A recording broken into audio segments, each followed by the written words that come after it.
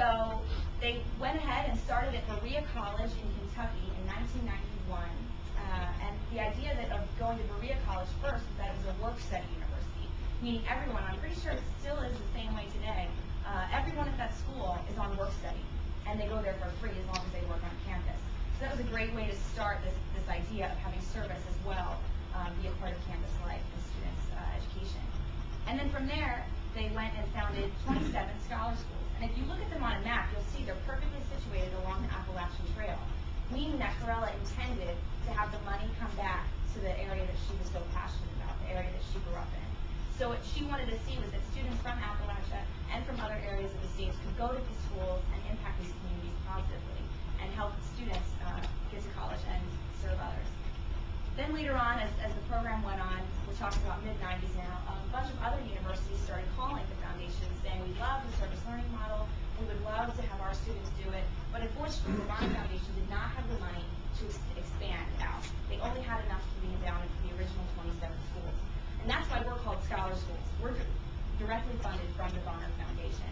Whereas the Bonner Leader Program is kind of a spin on the scholar program in that it's funded from a different location. Same program, same ideals, same common commitments, but it's funded through AmeriCorps. Has anyone heard of AmeriCorps?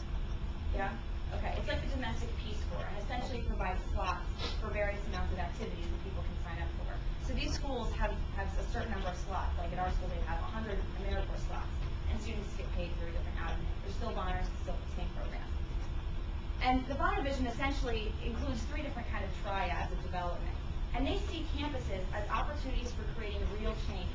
Wayne and Bobby, when thinking about politics or about development, knew that these processes are generally very slow and don't involve a lot of people. It's usually an elite few making big decisions. So they wanted to start seeing faster results with more people. And what better way to do that than through service in the community? By impassioning the people who are involved and by coming up with ways specific to the community to improve the issues. So that's when we see things like service-based learning and our learning classes. Anyone taking a service learning class here? Right. Where you actually apply the theories you're learning in class to the community you're working in. Imagine if we had every class like that. Imagine if, bio majors testing pH water, the level of pH in water, we're testing it in the James River. Or if political science majors were getting involved in politics in Richmond and advocating for issues they cared about. If everything we did was applied, think of all the impact we could make. And think of all the nonprofits that are lacking the research and the materials and the latest theories and models that we have access to from our library and our research, right? So this collaboration is beneficial for everyone involved. So again, student development, access to education, which then brings students to campus, and then they can improve the campus infrastructure by bringing other students on board and creating a culture of service on campus. And thirdly, that campus can work together to create community impact and really make a difference on the local scale. And if we're doing this all over the country, think of what that looks like in the big picture. And another way of looking at it is oftentimes we don't think about how this looks from the community partners aspect. We're always like, oh, I want to work at this site, no, I want to work here. This year I'm interested in, right? But it's really about community change and where your skills can help advance the goals of an organization.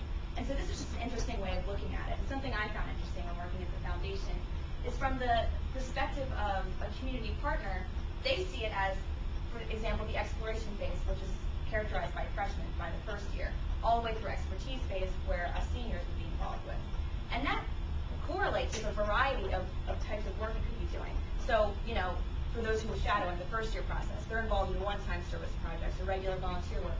And those of us who are seniors might really be engaged in some planning meetings with full-time staff and thinking about the future, about fundraising, and then providing our research. Maybe our thesis could be related. Maybe different academic articles we've encountered, or organizational leadership theory, or stuff from the business school about restructuring the way this nonprofit may be approaching the issues that they're addressing.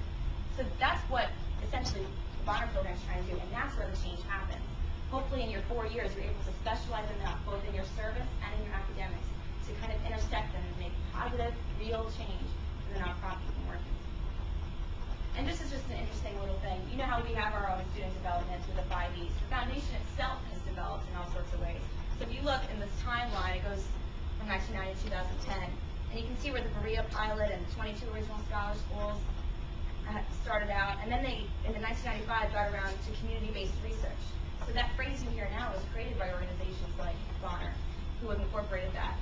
And it kind of goes through, and now we're in an area where we incorporated Serve 2.0. Have you guys heard about the wiki, right? The name, you're doing stuff on the group pages on Richmond, right? This isn't just something that Richmond came up with as our own program. It's actually communicated by the foundation of taking service to the next level, of communicating, collaborating through social media tools, as well as policy options, which is a whole other realm. But if you're interested in policy, we're trying to connect service to politics in a new way, and that's what that's about. And finally, they're working now on an impact focus. So what, 20 years later, we're finally able to use quantitative data to assess the impact that Bonners nationwide have made on the communities over the past 20 years.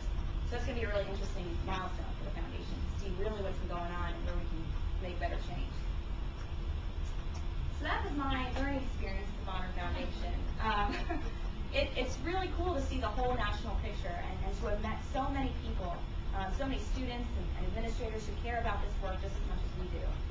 Because I've tended to think in the Richmond realm that there's so much more, and it's cool to get particularly Wayne and Bobby's input. Oh, I didn't really even mention, Wayne's the president of the Bonner Foundation and Bobby's the vice president.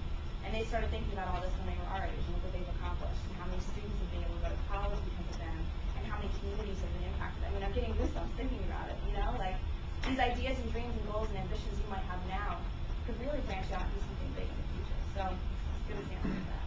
Thank you. Yeah.